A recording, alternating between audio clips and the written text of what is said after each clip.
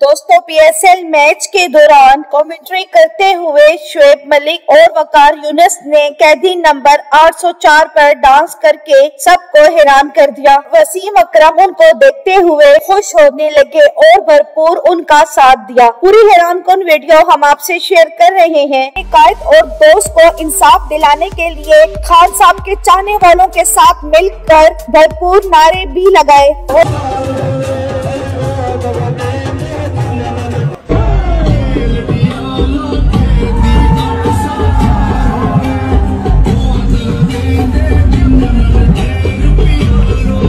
शोएब मलिक और वकार यूनुस ने अपने सोशल मीडिया पर पैगाम जारी किया कि मेरे साथ साथ कौमी टीम का हर खिलाड़ी यही चाहता है कि जिस अजीम लीडर इमरान खान को 24 करोड़ आवाम ने मुंतखब किया है, वो यही चाहती है कि इमरान खान ही प्राइम मिनिस्टर की सीट पर बैठे। तो दोस्तों, आप की यह पैगाम और डांस कैसा लगा? अपनी कीमती राय का इजहार कमेंट सेक्शन में करें। वीडियो पसंद आए तो लाइक करें और इस चैनल को सब्सक्राइब कर लें और साथ ही बेल आइकन का बटन भी प्रेस कर दें ताकि नई आने वाली हर लेटेस्ट अपडेट आपको बआसानी आ सके। Thanks for watching.